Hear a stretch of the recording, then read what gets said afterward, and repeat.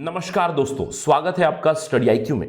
आज हम लोग बात करने वाले हैं जाने माने टेररिस्ट हाफिज सईद के बारे में। हाल ही में खबर आई है कि हाफिज सईद को पाकिस्तान ने अरेस्ट किया है और उनको 10 साल की सजा मिली है टेरर फाइनेंसिंग के लिए। तो यहां पे हम लोग देखेंगे क्या रहा है हाफिज सईद का हिस्ट्री, क्या है उनका कनेक्शन इंडियन टेररिज्म के साथ, और अंत में न्यूज पे चलेंगे क्या वो अरेस्ट रियल है, क्या होगा आगे चलकर। तो चलिए डिस्कशन शुरू करते हैं हाफिज सईद के ऊपर। यह आर्टिकल आया था इंडियन एक्सप्रेस में, rise and fall of Hafiz Saeed से खालिद अहमद ने लिखा है, जो रेगुलरली लिखते हैं इंडियन एक्सप्रेस के लिए on topics related to Pakistan. Let's begin the discussion.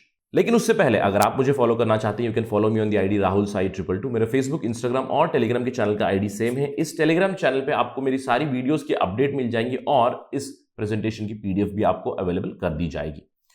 Study IQ आपके लिए लाया है खुशखबरी। We have brought comprehensive prelims का mains program for UPSC 2021। For more information please download the app from Google Play Store. और याद रखिएगा ईएमआई फैसिलिटी अवेलेबल है और हमारी यूपीएससी प्रीलिम्स 2021 की सीरीज के ऊपर काफी सारा डिस्काउंट चल रहा है, प्लीज अवेल दैट। तो चलिए सबसे पहले बात करते हैं कौन है ये हाफिज सईद। हाफिज सईद एक टेररिस्ट है, इस्लामिक टेररिस्ट है, जिन्होंने को फाउंड किया था टेररिस्ट ऑर्गेनाइजेशन लश्कर-ए तैयबा, और हाल ही में वो इंडाइक्ट हो चुके हैं और उनको 10 साल की सजा मिली है। साथ ही साथ वो चीफ भी है जमात उद दावा के। हम दोनों देखेंगे कि लश्कर-ए तैयबा और जमात उद दावा का क्या कनेक्शन है। और अगर मैं बात करूं इनके टेररिज्म के बारे में, हाफिज सईद एक वांटेड टेररिस्ट है, एनआईए नेशनल इंटेलिजेंस एजेंसी की वांटेड लिस्ट में है। यूनाइटेड नेशंस ने इनको डेजिग्नेट किया है एक टेररिस्ट करके। इंडिया में इनके ऑर्गेनाइजेशन बैंड है, लश्कर-ए तैयबा और जमात उद दावा दोनों टेररिस्ट ऑर्गेनाइजेशन माने जाते हैं और यूनाइटेड स्टेट्स भी मानता है कि ये बहुत बड़े टेररिस्ट है और इनके ऊपर $10 मिलियन की एक बाउंटी है, यानी कि इनके कैप्चर के ऊपर एक प्राइज मनी लगी है $10 मिलियन। तो चलिए सबसे पहले बात करते हैं बैकग्राउंड का हाफिज सईद के। हाफिज मोहम्मद सईद पैदा हुए थे सरगोदा में। सरगोदा पंजाब प्रोविंस में आता है पाकिस्तान के। Sargodha is also known as city of eagles. लेकिन यह कहा जाता है कि जो हाफिज सईद की फैमिली थी वो पार्टीशन के दौरान ईस्ट पंजाब से माइग्रेट होकर वो पाकिस्तान में जाके सेटल हो गए थे सरगोदा में। तो उनका बर्थ हुआ था सरगोदा में और इनके ऊपर इनका अर्ली इन्फ्लुएंस इनके मैटरनल अंकल का था, मामा का था, हाफिज अब्दुल्ला बहावलपुरी। और हाफिज अब्दुल्ला बहावलपुरी एक कट्टरपंथी थे। वो कहते थे कि डेमोक्रेसी इनकम्पैटिबल है इस्लाम के साथ, और यही आइडियोलॉजी इनकी भी रही। ये कहते हैं कि democracy is incompatible with the religion of Islam. तो बहुत ही फॉर्मेटिव ईयर से ही रेडिकलिज्म इनके अंदर शुरू हो गया था। लेकिन अगर हम लोग देखें कैसे रेडिकलाइज हो गए, उन्होंने ग्रेजुएट किया यूनिवर्सिटी ऑफ सरगोदा से, अगेन इस्लामिक स्टडीज में ही। उसके बाद वो अपॉइंट भी हो गए एक लेक्चरर करके university of engineering and technology Lahore में, इस्लामियत डिपार्टमेंट में ही। अपनी मास्टर्स करने के लिए वो चले गए सऊदी अरेबिया और वहां पे उनका रियल रेडिकलाइजेशन हो गया। वहां पे वो क्लोज हो गए शेख अब्दुल अजीज बिन बाज। और ये शेख अब्दुल अजीज बिन बाज एक मौलाना थे जिनका काफी ज्यादा इंफ्लुएंस हुआ है हाफिज सईद के ऊपर। ये वही शेख अब्दुल अजीज बिन बाज है जिन्होंने फतवा इशू किया था अफगानिस्तान में जिहाद का। 1979 में कम्युनिस्ट के खिलाफ एक जिहाद की मुहिम छेड़ दी गई थी और उसका फतवा इशू किया था इन्होंने ही। जैसे ही फतवा इशू हुआ तो सईद भी चले गए अफगानिस्तान, जहां पे वो ट्रेनिंग कैंप उन्होंने ज्वाइन कर लिया अब्दुल रसूल सैयफ का। और अब्दुल रसूल सैयफ की कैंप में उन्होंने ट्रेनिंग लिया और वहां पे वो उसामा बिन लादेन के जो मास्टर थे अब्दुल्ला आजम, उनसे मिले। इनफैक्ट ये कहा जाता है कि उन्होंने अब्दुल्ला आजम के साथ मिलकर फॉर्मली 1990 में लश्कर-ए तैयबा की सेटअप की विद असिस्टेंस फ्रॉम आईएसआई, जो खुफिया एजेंसी है पाकिस्तान की।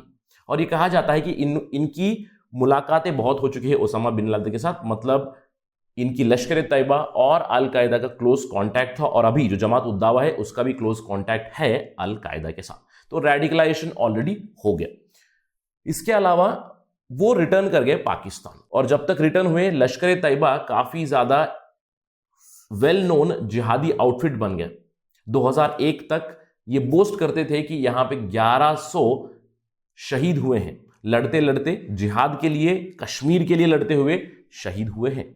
2003 में लश्कर-ए तैयबा बैन हो गया। इसको एक टेररिस्ट ऑर्गेनाइजेशन करके डिक्लेयर कर दिया गया। यूनाइटेड नेशंस ने भी मानता है कि लश्कर ए तैयबा एक टेररिस्ट ऑर्गेनाइजेशन है जिसके कॉन्टैक्ट अल कायदा के साथ है। जैसे ही ये हुआ, लश्कर ए Taiba it turned into Jamaat ud दावा, एक पॉलिटिकल ऑर्गेनाइजेशन पाकिस्तान की, और इन्होंने पूरा टाइम डिवोट कर दिया पाकिस्तान में रेडिकलिज्म फैलाने के लिए, इस्लामिस्ट आइडियोलॉजी जो वहाबी आइडियोलॉजी कहते हैं उसको स्प्रेड करने के लिए। और इनका क्लोज कॉन्टैक्ट था अल कायदा के साथ। बेसिकली ये अल कायदा के एक कोऑर्डिनेटिंग एजेंसी थे पाकिस्तान में। इसका मैं एक उदाहरण देता हूं कि 2003 में बिन लादेन के एक लेफ्टिनेंट यानी कि क्लोज एलाई थे अबू जुबैदा। अबू जुबैदा को पकड़ा गया था फैजलाबाद पाकिस्तान से। एक सेफ हाउस था हाफिज सईद का ही सेफ हाउस था, वहां से अबू जुबैदा को पकड़ा गया था। तो ये प्रूव करता है कि क्लोज कॉन्टैक्ट है लश्कर ए तैयबा और अल कायदा के बीच, यानी कि जमात उद दावा अभी और अल कायदा के बीच। चलिए बात करते हैं कि ये किन किन चीजों के कल्प्रिट है, किस चीज के गुनहगार है।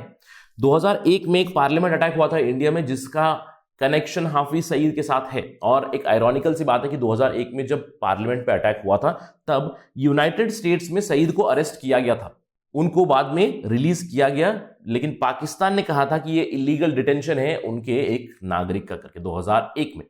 2006 में ट्रेन बॉम्बिंग हुई थी मुंबई में, उसका भी आरोपी हाफिज सईद है ये कहा जाता है। और सबसे बड़ा अटैक जो हुआ है 2008 में 26/11 को मुंबई में जो अटैक हुए थे, बहुत ही खतरनाक टेररिस्ट अटैक हुए थे जिसके पीछे हाथ था हाफिज सईद का। मैं कह सकता हूं कि वही इसके मास्टरमाइंड थे। इंडिया ने एक बहुत बड़ा सा डॉसियर यानी कि फाइल दिया था पाकिस्तान को विद एविडेंसेस कि हाफिज सईद मास्टरमाइंड है 26/11 के जो अटैक हुए हैं मुंबई में। उसके बाद उनको पाकिस्तान में हाउस अरेस्ट भी किया गया था 2009 में, लेकिन लाहौर हाईकोर्ट ने उनके खिलाफ जो भी चार्जेस लगी थी उसको क्वाश कर दिया, यानी बाइज्जत बरी हो गए हाफिज सईद। उनका कोई कनेक्शन नहीं है कहा गया कि मुंबई अटैक्स के साथ। काफी दुखद न्यूज है ये जरूर। तो he is culprit behind majority of terrorist attacks in India in 21st century. और हम लोग ये कह सकते हैं कि जो उनका घर है पाकिस्तान, वो एक सेफ हेवन है टेररिज्म का। ये सिर्फ भारत ही नहीं, इवन यूनाइटेड स्टेट्स भी मानता है, सारी दुनिया जानती है कि Pakistan it harbours terrorist, it sponsors terrorists. Basically they provide a safe haven. See Pakistan is a safe haven of terror groups. United State department clearly says that. और इसका प्रूफ ये है कि जमात उद दावा जो लश्कर ए तैयबा का सक्सेसर ऑर्गेनाइजेशन है, वो काफी एक्टिव है पाकिस्तान में सालों से, और जिसके हेड हैं हाफिज सईद। और जो हाफिज सईद का लश्कर ए तैयबा था पहले और जमात उद दावा जो अभी है, ये कहा जाता है कि वो अपने खुद के शरिया कोर्ट्स चलाते हैं पाकिस्तान में। मतलब एक पैरेलल टाइप की ऑर्गेनाइजेशन ही चला रहे हैं पाकिस्तान में। उनको ऑलरेडी अनकॉन्स्टिट्यूशनल घोषित किया हुआ है, लेकिन फिर भी वो चलते हैं पाकिस्तान में अभी भी। इनफैक्ट 2018 में एक बहुत ही इंपॉर्टेंट डेवलपमेंट हुई पाकिस्तान में। हाफिज सईद की जो जमात उद दावा थी, उन्होंने कहा कि वो पॉलिटिकल एरिना में उतरना चाहते हैं, यानी कि पॉलिटिकल इलेक्शन लड़ना चाहते हैं। उन्होंने अपनी खुद की एक पॉलिटिकल पार्टी भी फ्लोट कर दी थी, मिल्ली मुस्लिम लीग करके। ऑल्दो इसको इलेक्शन लड़ने नहीं दिया गया था क्योंकि इस मिल्ली मुस्लिम लीग का कनेक्शन था लश्कर ए तैयबा के साथ, ये कह के उनको इलेक्शन लड़ने नहीं दिया गया था। तो ये सब प्रूव करता है कि पाकिस्तान एक सेफ हेवन है। और हाफिज सईद बहुत सालों से आराम से पाकिस्तान में सेफली बैठे हुए, जब सारी दुनिया उनके पीछे पड़ी हुई है। $10 मिलियन की एक बाउंटी लगी है उन पे यूनाइटेड स्टेट्स की तरफ से, वांटेड लिस्ट में है, यूनाइटेड नेशंस उनको डिजिग्नेट कर चुका है, एक बहुत बड़े टेररिस्ट है, और वो सेफली पाकिस्तान में है।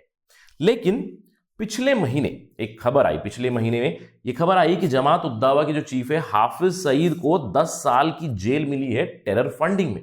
काफी अनयूजुअल सी डेवलपमेंट हुई, इजंट इट? लेकिन इसके पीछे राज क्या है? क्योंकि पाकिस्तान बहुत सालों से FATF financial action task force की ग्रे लिस्ट पे है। ऑलरेडी FATF ये जो वर्ल्ड ऑर्गेनाइजेशन है, ये चाहता है कि टेरर फाइनेंसिंग रुक जाए।